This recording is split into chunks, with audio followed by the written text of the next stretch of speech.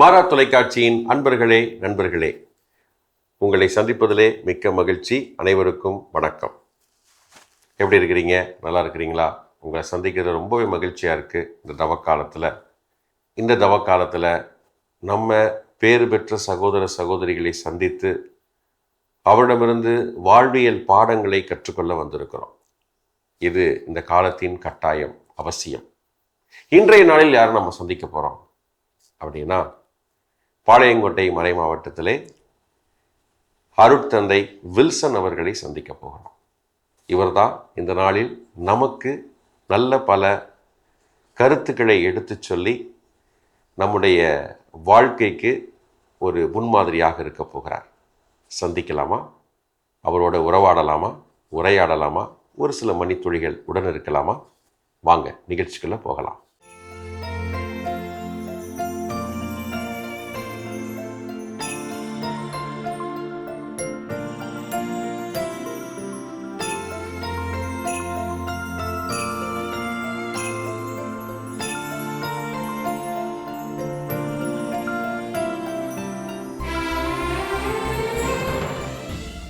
வணக்கம் ஃபாதர். வணக்கம் ஃபாதர். எப்படி இருக்கிறீங்க? நல்லா இருக்கிறேன். நல்லா இருக்கீங்களா? நல்லா இருக்கிறோம். ரொம்ப மகிழ்ச்சியாக இருக்குது உங்களை சந்திக்க வந்ததில் எங்களுக்கு. எனக்கு நிச்சயம். ஸோ உங்களை முதல்ல அறிமுகப்படுத்திக்கங்க ஃபாதர். உங்களை பற்றி நாங்கள் தெரிஞ்சுக்க ஆசைப்படுறோம்.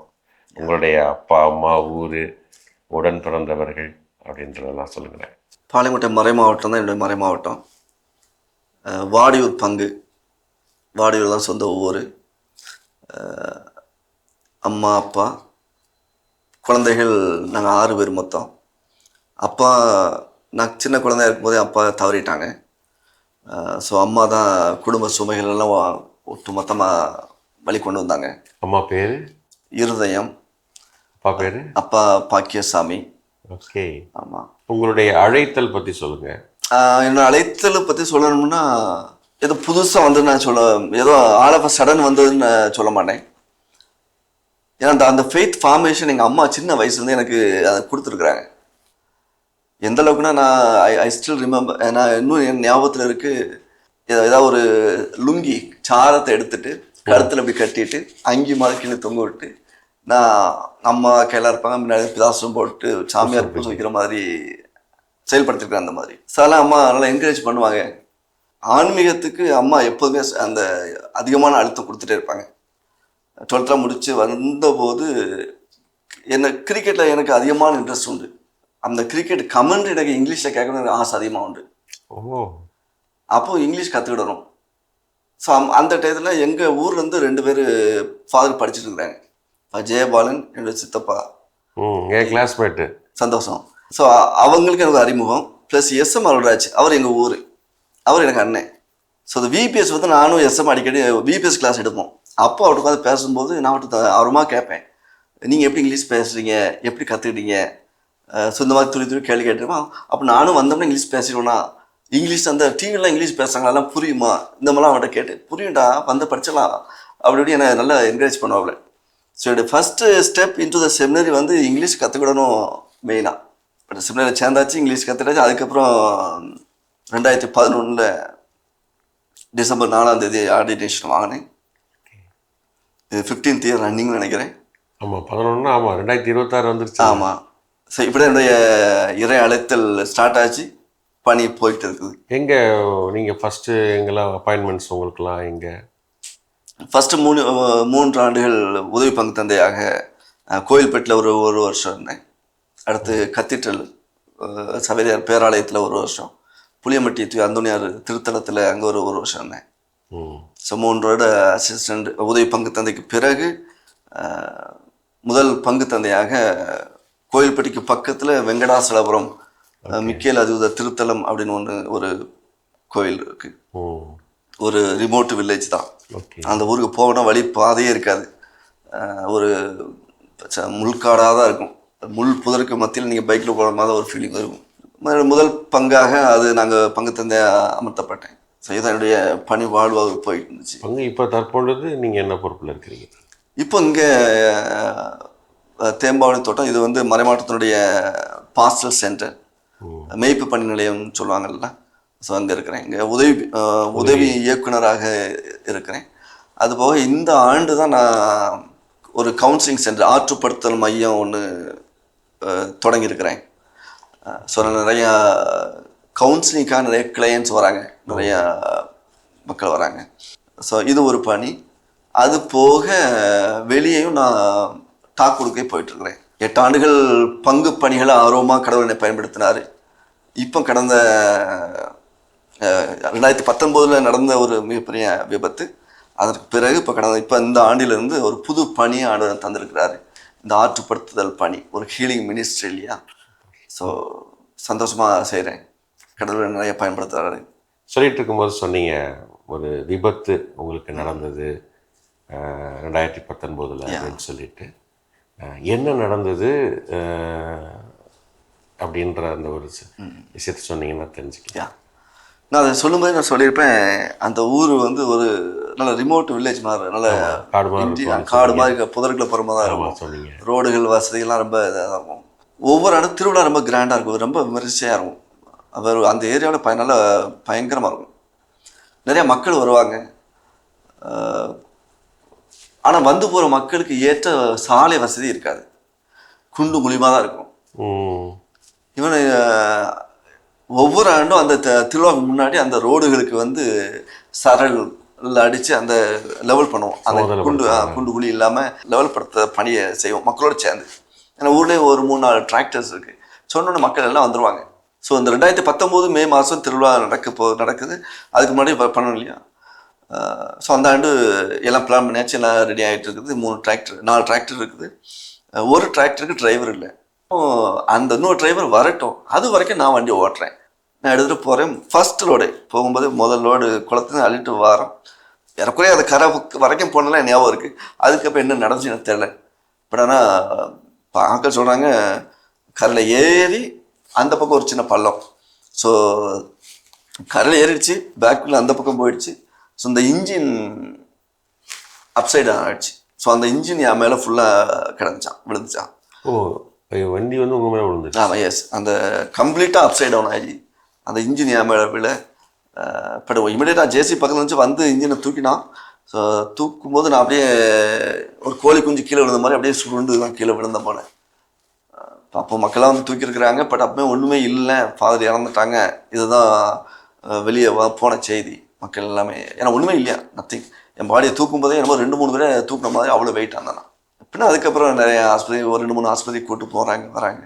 எந்த ஆஸ்பத்திரியுமே முடியாது, almost is reaching the end, எல்லாம் முடிவு பண்ணி விட்டாங்க.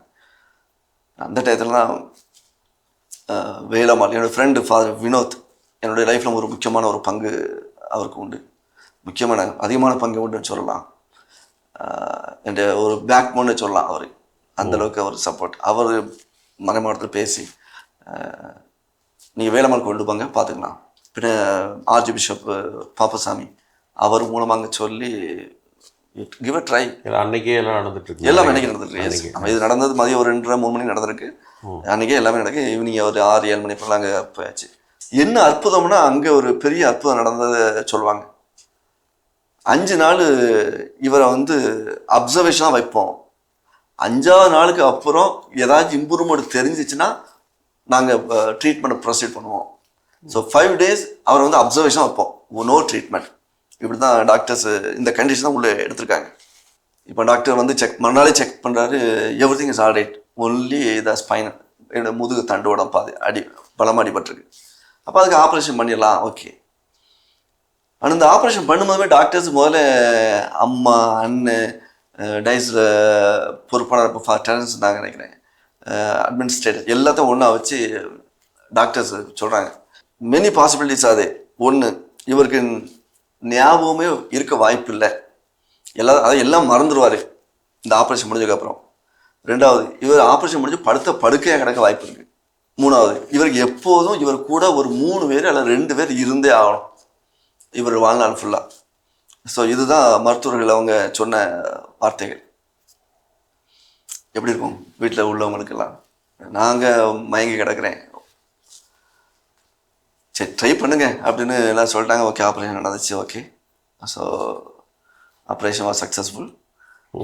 பட் ஓகே 2 மாதம் நான் அமெரிக்கன் ஆஸ்பத்திரி தூத்துக்குடியில் ரெஸ்ட் எடுத்துகிட்டு இருந்தேன். ஸோ 2 மாதங்கள் இப்படி அங்கே போராடினேன். பட் அதுக்கப்புறம் ஒரு 6 மாதம் நேச்சுரோபதி ட்ரீட்மெண்ட் கேரளாவில் ட்ரை பண்ணோம். பின்ன அதுக்கப்புறம் அடுத்த 6 மாதம் ஆயுர்வேதிக் ட்ரீட்மெண்ட். பட் என்னோடய ட்ரீட்மெண்ட் டைம் கொஞ்சம் லாங் தான். கிட்டத்தட்ட 1.5 ஆண்டுகள் மருத்துவமனையிலே இது போச்சு இல்லையா. கஷ்டப்பட்டேன் ரொம்ப. நான் கஷ்டப்பட எனக்கு தான் தெரியும். என்னுடைய வேதனை, என்னுடைய கஷ்டம் நான் யார்கிட்டையும் ஷேர் பண்ணுறது கிடையாது. ஐசியூ வார்டுலேருந்து இங்கே நார்மல் கூட்டி வந்துட்டாங்க. அங்கே கஷ்டப்பட்டு இருக்கிறேன். மறுநாள் டாக்டர் ஒரு 3 நாள் கழிச்சு டாக்டர் வர்றாரு, காலையில் பார்க்க வர்றாரு. ஃபர்ஸ்ட் நான் முதல் முறையாக அவர்கிட்ட கேட்குறேன், சார் நான் எப்போ பெட் அவுட் தெரிஞ்சு நடக்கணும், நான் எப்போ காலை கீழே எடுத்து வைக்கணும், இப்போ உடனே செய்யலாமா இல்லை இன்னொரு நாள் ஆகுமா, இன்னொரு 2 நாள் ஆகுமா இப்படி. அவர் ஈஸியாக சொல்லிட்டாரு, உங்கள் கடவுள்கிட்ட கேளுங்க அப்படின்னு சொல்லிட்டு போயிட்டார். எனக்கு ஒன்றுமே புரியல, என்னடா இருந்தாலும் எப்போ நடப்பேன்னு சொன்னால் டாக்டர் இப்போ இல்லை நாளைக்கு இல்லை இன்னும் 2 நாள் ஆகட்டும் சொல்லணும், உன் கடவுள்கிட்ட கேளு அப்படின்னு சொல்லிட்டு போயிட்டார். எதுக்கு இப்படி சொன்னார்? பட் ஒரு ஒரு ஒரு ஒரு விதமான ஒரு டிஸ்டர்ப்ஸ் அங்கேயே ஸ்டார்ட் ஆச்சு எனக்கு. எப்படா நைட்டு வரும் காத்துட்ருக்கேன். ஐ வாண்ட் டு செக் என்னதான் what exactly the problem. Night ஒரு 10 இப்போடா வெயிட் பண்ணிட்டு இருக்கேன். 10-11 ஆகுது. எல்லாம் தூங்க போயிட்டாங்க. நான் நல்லா படுத்து கிடக்குறேன். மெதுவாக என்னை மூடி போட்டு போர்வை அகற்றிட்டு மெதுவாக என் காலை ஆட்ட ட்ரை பண்ணுறேன். நத்திங். என்னுடைய கால் முட்டை மெதுவாக தூக்க ட்ரை பண்ணுறேன். தூக்க ட்ரை பண்ண ஒரு அசைவும் இல்லை. எனக்கு பேக்கில் பெயின் தான் அதிகமாகுது நான் தூக்க ட்ரை பண்ணும்போது. சரி, அப்போ ஏதோ அங்கே சிக்கல் இருக்குது. ஐ கன்ஃபர்ம்டு.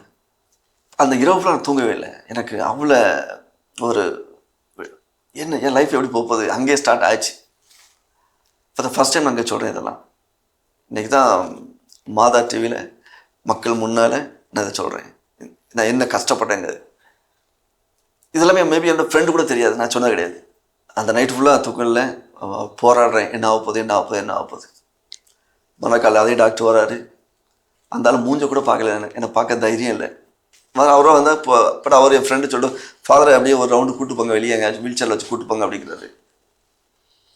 அந்த வீல் சேருக்கு பெட்லேருந்து வீல் சேருக்கு மாறும்போது என் ஃப்ரெண்டு நான் அவனுடைய மார்பிள் அப்படி சாஞ்சிருக்கிறேன். அவனுக்கு என்ன அங்கே ஷிஃப்ட் பண்ணது என் காதில் மெதுவாக கேட்குறான், வில்சன் நீ சீக்கிரம் நடந்துருவேன், அதில் நம்பிக்கை உண்டு, சீக்கிரம் நடக்க போகிறேன், நடந்துருவேன்.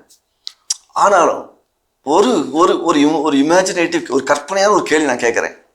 நீ என்ன பதில் சொல்லணும் பார்ப்போமே, கேட்கட்டா? எஸ் கேளு. ஒரு வேளை இந்த வீல் சேர்லேயே உன் லைஃப் நீ போக்குறமா ஆச்சுன்னா நீ இதை எப்படி எடுத்துக்கிற சொல்லு பார்ப்போம். பட்டு இது ஒரு கற்பனையான கேள்வி தான், அப்படியே சொல்கிறாப்புல. இந்த இம்மிடியட் ஆன்சர் எனக்கு வந்தது இன்னொரு it's a second chance, second life God has given me இல்லை. அதனால் அட்லீஸ்ட் அந்த அந்த அந்த கல்வாரி பாடி அந்த பூசையை கொண்டு நான் ஒவ்வொரு நாள் செலிப்ரேட் பண்ணுறதுக்கு ஆண்டு ஒரு வாய்ப்பு தந்திருக்காருங்களா. 2வது என்னோட லைஃப்பை எக்ஸ்டெண்ட் பண்ணி உங்கள் எல்லோருடைய அன்பை நான் இன்னும் அதை அனுபவிக்க இன்னொரு வாய்ப்பு தந்திருக்காருங்களா. I am so happy Vinod. ஒருவேளை என் வாழ்நாள் முழுவதும் நான் அந்த வீழ்ச்சியிலே இருக்கணும்னு இருந்தாலும் நான் சந்தோஷமாக இருக்கேன் Vinod. I am happy to be there. I feel content. I will be content. அப்படிதான் அவர் சொன்ன இந்த இம்மிடியட் வந்த வார்த்தைகள். வினோத் அழ ஆரம்பிச்சா கண்ணீர் பொங்கி வருது. பட்டு கண்ட்ரோல் பண்ணிக்கிட்டாப்புல. ஏன்னா என் முன்னே யார் எழுதாலும் நான் ஷேட்டடான இல்லை, நானும் உடஞ்சி போய் இல்லை அவனும் உடஞ்சி போய் யாரோ ஏதோ நடக்கும். அதனால நான் அவன்கிட்ட சொல்கிறேன். ஸோ நம்ம எப்படி வெளியே அதான் எங்கள் பாயிண்ட்டு தான் சொன்னேன். அவன் ஆரம்பிச்சா இப்போ நான் அப்படியே வீழ்ச்சியில் வச்சு அப்படியே வெளியே ரவுண்டு போகிறான். போகும்போது தான் நான் வினோத்தில் அப்போ தான் அவன்கிட்ட சொன்னேன், வினோத் ஒரே ஒரு ரிக்வஸ்ட் தான், ஏன் முன்னாடி நம்ம வீட்டு ஆளுக்கு யாரும் அழக்கூடாது, அது நீ சொல்லிடு. என் முன்னால் யாருமே அழக்கூடாது. அது மாதிரி நானும் அவங்க முன்னாடி அழமாட்டேன்.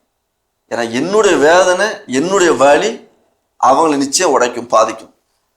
அது எனக்கு தேவையில்லை. அதே மாதிரி அவங்க அழுதான் என்ன பாதிக்கும்.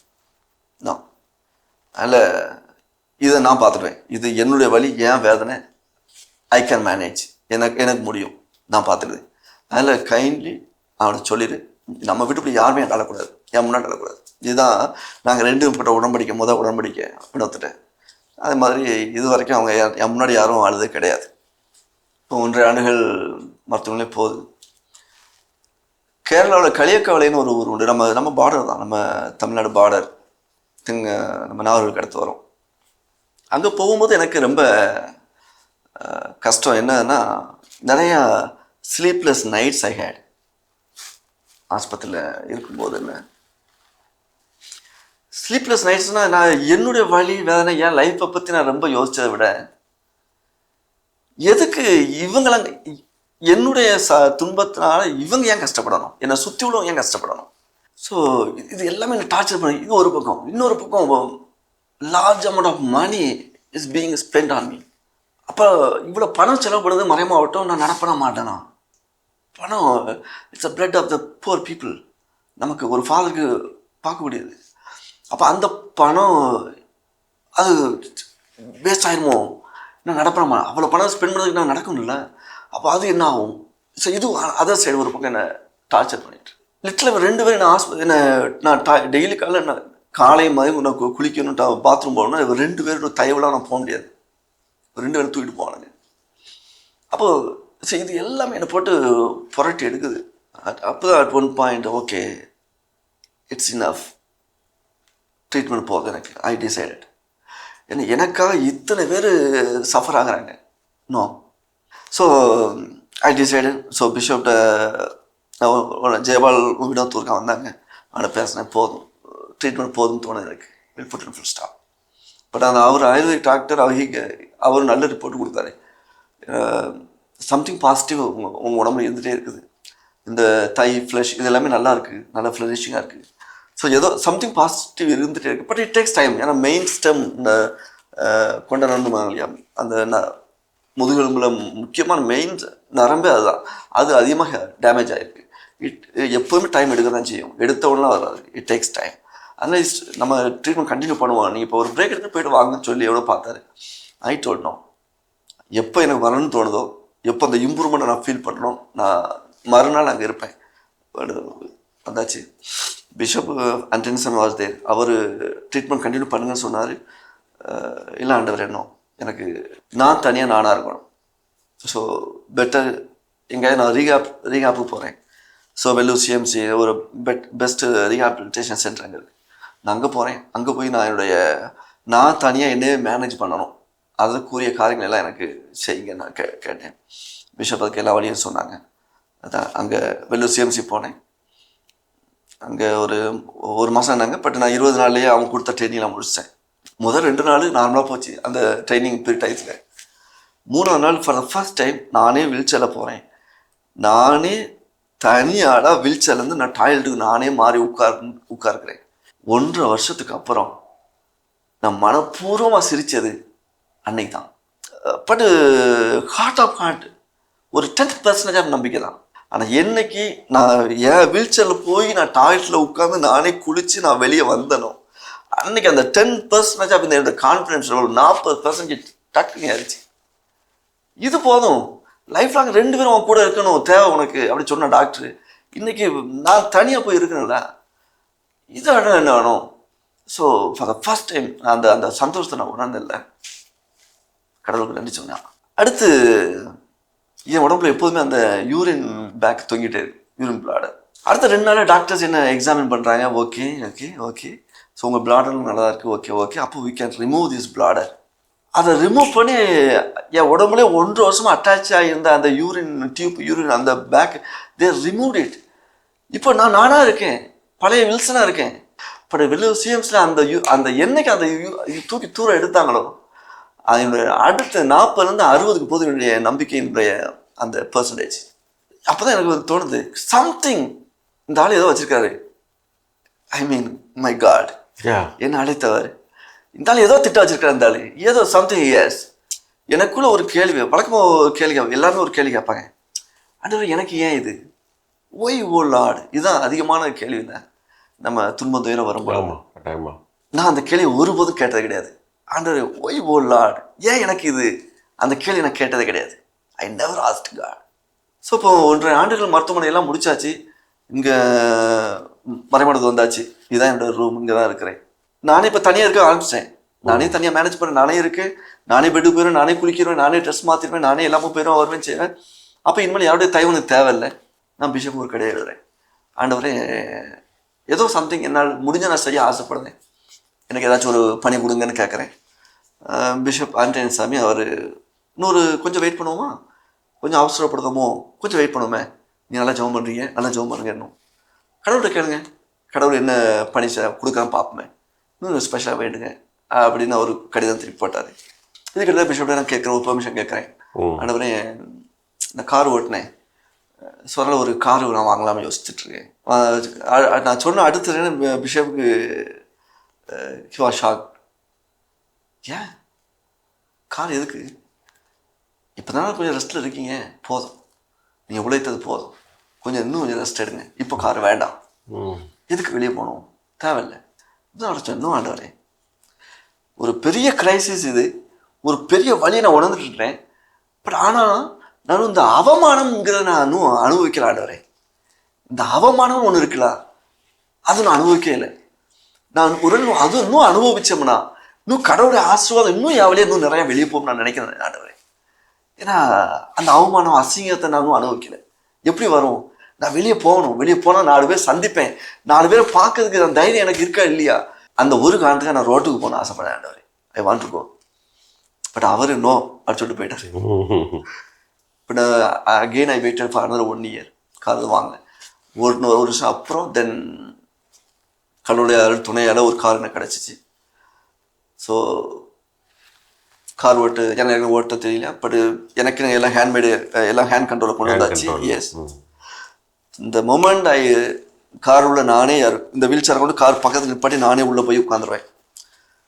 ஸோ நானே காரை ஓட்டிட்டு போக அந்த ஃபர்ஸ்ட் டே நான் எப்போ காரை நானே ஓட்டிட்டு நான் வெளியே போனனோ 60லேருந்து 90 போச்சு என்னுடைய கான்ஃபிடென்ட் லெவல்.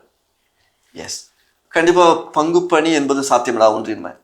ஏன்னா அந்த வீல் சேர் அக்சஸ் நம்ம பங்குகளையோ ஊர்களையோ தமிழ்நாட்டில் எங்கேயும் ரொம்ப இல்லை. அப்போ கண்டிப்பாக பங்கு பண்ணி இல்லை. அப்போ தான் ஓகே ஜெபம் பண்ணும்போது கடவுளுடைய வழிகாட்டில் எனக்கு அதிகமாக நான் என்ன ஃபீல் பண்ணோம்னா, கடவுள் எனக்கு உணர்த்தியது ஒரு ஹீலிங் மினிஸ்ட்ரியாக இருக்குமோ, என் wounded healer can heel better. So எனக்கு அது எனக்கு வந்துருச்சு. MSc counselling psychology. ஸோ ப்ரொஃபஷனலாக முடிச்சு then I came back to diocese. இப்போ லாஸ்ட் மே தான் முடிச்சுட்டு வந்தேன். ஸோ வந்ததுக்கப்புறம் தான் பிஷப்ட பெர்மிஷன் கேட்டு பிஷப் அப்போ ஸோ இனிஷியலாக you start with counselling centre அப்படின்னு பிஷப் ஆண்டனி சாமி சொன்னாங்க. ஸோ கவுன்சிலிங் சென்டர் ஸ்டார்ட் பண்ணி I make myself busy. So life has to started moving. Yeah, it has just started. கடவுள் ஒரு வழியை காட்டியிருக்கிறாரு. So it's a second birth, second call. Yes, it's a call within a call. Call within a call. It's a call within a call. Yes. Yeah. Okay, தற்பொழுது நீங்கள் வந்து வகுப்பெடுக்க வெளியில் போகிறீங்க, counselling கொடுத்துட்ருக்குறீங்க, பணிகள் இப்படியே போயிட்டுருக்கு. ஸோ இந்த இதிலிருந்து அடுத்த கட்டமாக வேறு என்ன திட்டங்கள் எதுவும் வைத்திருக்கிறீங்களா, எப்படி மேற்கொண்டு எப்படி ப்ரொசீட் பண்ணி போகலாம் அப்படின்னு சொல்லிட்டு? இந்த குணமளிக்கின்ற இந்த பணியை நான் சந்தோஷமாக செய்கிறேன். கடவுள் கொடுத்த எல்லா அழைப்பில் இந்த ஒரு பணியை கடவுள் தந்திருக்கிறாரு. நான் நிறையா செய்கிறேன், சந்தோஷமாக செய்கிறேன். இன்றைக்கி இதை மாதிரி ஸ்பைனல் கார்டு அடிபட்டவங்க நிறைய பேர் இறந்து போகிறாங்கன்னா அவங்க அதிகமான பேர் இந்த பெட் சோர்னு சொல்லுவாங்க. ஆமாம், படுக்கை புண். ஆமாம், அது வந்து தான் நிறைய பேர் சாகிறாங்க. ஒருவேளை எனக்கு இந்த இதை கொடுத்து ஒருவேளை அந்த மக்களுக்கு எதாவது செய்ய அதுக்காக தான் கடவுள் என்ன தயார்படுத்துகிறாரோ ஒரு உணர்வு வந்துட்டே, உள்ளுணர்வு எனக்கு வந்துட்டே இருக்குது. ஸோ அதுக்காக என்னுடைய ஜெபமும் இருக்குது. ஒரு அதுவாக இருந்தால் அதற்காக என்னை அர்ப்பணிக்க அதை நான் யோசிச்சுட்டே இருக்கிறேன். அதான் என்னுடைய ஒரு பெரிய திட்டமும் மைண்டில் வச்சுருக்கிறேன். பட் அது கடவுள் எனக்கு எப்போது இது ஸ்டார்ட்னு சொல்கிறா அப்போ ஐ ஸ்டார்ட். அது நீங்கள் மனதில் நினைத்து வைத்திருக்கக்கூடியது அது கடவுளுடைய திட்டமாக விரைவில் மாறும். எஸ், அது கடவுளே அதற்குரிய நாளையும் வகுத்து கொடுத்து உங்களை வழி நடத்துவார். கண்டிப்பாக கண்டிப்பாக. Thank you father. இன்றைய தலைமுறைக்கு நீங்கள் சொல்ல விரும்புகிற ஒரு கருத்து என்ன? ஏன்னா இன்றைக்கி பார்த்தீங்கன்னா குறிப்பாக அந்த 2000க்கு மேல் பிறந்த அவங்களாம் இன்றைக்கி இளைஞர்களாக ஆயிட்டாங்க. ஆனால் அவங்களுக்கு ஒரு சின்ன சின்ன விஷயம் கூட அவங்களால எதிர்கொள்ள முடியல. எதை எடுத்தாலும் கஷ்டம், பயமாக இருக்குது, முடியுமா அப்படின்னு சொல்லிக்கிட்டு நடைமுறை வாழ்க்கையை தள்ளி போட்டுக்கிட்டே வராங்க. இன்றைக்கி தலைமுறைக்கு நீங்கள் சொல்ல விரும்பக்கூடிய கருத்து என்ன? அதாவது இப்போது ஒரு பிள்ளை ஃபஸ்ட் ரேங்க் எடுக்குது, தவிர ஒரு மார்க் குறைஞ்சா அந்த பிள்ளை இனிமேல் தூங்க முடியல அந்த பிள்ளை. ஏன்னா அந்த பிள்ளைக்கு வந்து இந்த அந்த அந்த தோல்வியை எப்படி சந்திக்கணும்னு நம்ம சொல்லிக் கொடுக்கணும், அதை எப்படி ஏற்றுக்கணும்னு நம்ம சொல்லிக் கொடுக்குறேன். அப்போ நம்ம கேட்கணும், அந்த பிள்ளைகிட்ட வந்து நம்ம கேட்கலாம், பாப்பா நீ வந்து ஓகே நீ ட்ரை பண்ணுற, ஃபஸ்ட் ரேங்க் எடுக்க ட்ரை பண்ணுற, ஒரு வேளை நீ ஃபஸ்ட் மார்க் கிடைக்கல, நீ தோற்று போகிற, அப்போ என்ன செய்வேன்? இந்த கேள்வி கேட்டாலே அந்த பிள்ளை அழகாக சொல்லும், அப்போ நான் நெக்ஸ்ட் டைம் ட்ரை பண்ணுமான்னு சொல்லும். அது வாயிலேருந்து அந்த வார்த்தை வந்துடுச்சுனாலே அப்போ அது இக்கட்டான தப்பான முடிவு போகாது. அப்போ நம்ம இந்த குழந்தைகளுக்கு, நம்ம இந்த இளம் தலைமுறையினருக்கு, நம்ம பெற்றோர்கள் அந்த தோல்வியை எப்படி ஏற்றுக்கிடணும், அதை எப்படி சந்திக்க போகிறோம், இந்த ரியாலிட்டியை நம்ம எப்படி அக்செப்ட் பண்ணணும், இதை சொல்லி கொடுத்து வளர்த்து கொண்டு வரணும் நம்ம பெற்றோர்கள். அது அவங்க அங்கே மிஸ் பண்ணுறாங்க. இதை சின்ன பிள்ளைலேருந்தே நம்ம கொண்டு வந்துட்டாலே நம்ம பிள்ளைங்க அந்த ஈஸியாக அந்த சூசைடு இல்லை செல்ஃப் ஹார்மிங் இந்த மாதிரி போக வாய்ப்பு இல்லை. ஏன்னா அவங்க அங்கேயே எப்போ தான் வாயிலேருந்து ஒரு வார்த்தை தானாக வருதோ அதுதான் அவன் லைஃப், அது மாறும், அது ஸ்ட்ராங் ஆயிடுவான். அந்த பிள்ளை அந்த வயலேருந்து நான் இப்போ அடுத்த எக்ஸாம் ட்ரை பண்ண சொல்லிட்டானா கண்டிப்பாக அடுத்த எக்ஸாம் அதை தான் யோசிப்பான். அதுக்கு இடையில நம்ம தோற்று போயிட்டோமே அப்படி அந்த நெகட்டிவ் யோசிக்க வாய்ப்பு இல்லை. அதனால் நம்ம இந்த சமூகத்தில் அவங்க வந்து இந்த ரியாலிட்டியை எப்படி அக்செப்ட் பண்ணணும் அதை குழந்தைங்களுக்கு சொல்லி கொடுத்து வந்தாலே நம்ம பிள்ளைங்க அதை ஈஸியாக அக்செப்ட் பண்ணிக்கிடலாம். இது ஒரு பொழுதுபோக்குக்கான நிகழ்ச்சி அல்ல, மாறாக உங்களுடைய சான்று வாழ்வு நாங்கள் ஒரு சான்றாக மாறுவதற்கு ஒரு துணையாக இருந்திருக்கு அப்படின்னு தான் சொல்லணும். அதனால் இந்த பேறு பெற்றோர் நிகழ்ச்சியில் அருட்தந்தை வில்சன் அவர்கள் பங்கெடுத்தது எங்களுக்கு பெருமையாக இருக்கிறது, மகிழ்ச்சியாக இருக்கிறது, நிறைவாக இருக்கிறது. அதனால் மாறா தொலைக்காட்சி குடும்பத்தின் சார்பாக உங்களுக்கு சிறப்பான நெஞ்சார்ந்த நன்றிகளை நாங்கள் தெரிவித்துக் கொள்கிறோம். உங்களுடைய பணி வாழ்வில், உங்களுடைய இந்த அழைத்தல் வாழ்வில் மாறா தொலைக்காட்சி எப்பொழுதும் ஒரு துணையாக இருக்கும், உங்களோட உடன் இருக்கும் என்று உறுதியையும் நாங்கள் அந்த நேரத்தில் தருகிறோம். மிக்க நன்றி. நன்றி சாமி. உண்மையிலே இந்த வாய்ப்புக்கு மாதா டிவிக்கு நாங்கள் பணி செய்த தந்தைகள் மற்றும் பணியாளர்கள் இந்த வாய்ப்பு மூலமாக இந்த ஒரு சின்ன எக்ஸ்பீரியன்ஸ் தான், இறை அனுபவம் தான், நிச்சயம் அதை பகிர்வதற்கு ஒரு வாய்ப்பு தந்திருக்கீங்க. உங்களுக்கு நன்றி சொல்கிறேன். இந்த நேரத்தில் இதை பார்த்து கொண்டிருக்கிற என்னுடைய அன்பு பிள்ளைகள், கத்தோலிக்க கிறிஸ்தவர்கள் ப்ளஸ் இதை பார்க்க எல்லா பிள்ளைகளுக்கும் என்னுடைய ஒரே வேண்டுகோள், உங்களுடைய டெய்லி ஜெபத்தில் எனக்காக வேண்டிக்கங்க. உங்கள் ஜெபந்தான் எங்களை போன்ற ஒவ்வொரு குருக்களையும் பணிவாழ்வில் உந்து சக்தியாக இருக்கும். இரண்டாவது, உங்களுக்கு உதவி செய்ய நான் எப்போதும் ரெடியாக இருக்கிறேன். ஆற்றுப்படுத்தல் பணி, கவுன்சிலிங் பணியை செஞ்சுட்டு இருக்கிறேன். ஒருவேளை நேரில் வர முடியவில்லை என்றாலும் ஆன்லைன்லையும் செய்யலாம். நீங்கள் வாய்ப்பு கிடைச்சா நீங்கள் என்னை அப்பாயின்மெண்ட் கேளுங்க, நான் உங்களுக்கு அப்பாயின்மெண்ட் தருவேன். ஆன்லைன் வழியாகவும் நான் உங்களுக்கு கவுன்சிலிங் உதவி செய்ய, மனநல ஆலோசனை கொடுக்க நான் தயாராக இருக்கிறேன். மீண்டும் சந்திப்போம். என்ன மாறா தொலைக்காட்சி நண்பர்களே, பேறு பெற்ற அன்பு சகோதரர் அருட்தந்தை வில்சன் அவர்களை சந்தித்தோம். அவர்களோடு ஒரு சில மணித்துளிகள் உறவாடினோம், உடனிருந்தோம். அவருடைய அருமையான இந்த பகிர்வு நமக்கு மிகப்பெரிய பலமாக, உந்து சக்தியாக இருந்ததால் கட்டாயமாக இருந்திருக்கும் என்று நான் நம்புகிறேன். அதனால் தந்தை அவர்கள் விடுத்த அந்த வேண்டுகோளை நாம் கட்டாயமாக நிறைவேற்ற வேண்டும். அவருக்காக ஒவ்வொரு நாளும் நம்முடைய குடும்ப ஜெபத்தில், தனிப்பட்ட ஜெபத்தில் அவருக்காக, அவருடைய பணி வாழ்வுக்காக சிறப்பாக ஜெபிக்க வேண்டும். இதை மாறா தொலைக்காட்சி குடும்பம் கட்டாயமாக செய்ய வேண்டும். சரிங்களா? அதனால் மீண்டும் அருட்தந்தை அவர்களுக்கு மனமார்ந்த நெஞ்சார்ந்த நன்றிகளை உங்கள் சார்பாக நான் தெரிவித்துக் கொள்கிறேன். நன்றி ஃபாதர். மாறா தொலைக்காட்சி நண்பர்களே, மீண்டும் மற்றொரு பேறு பெற்றோரை அவருடைய இல்லத்தில் சந்திக்கும் வரை உங்களிடமிருந்து நாங்கள் விடைபெறுகிறோம். இயேசுவுக்கே புகழ், இயேசுவுக்கே நன்றி, மரியே வாழ்க.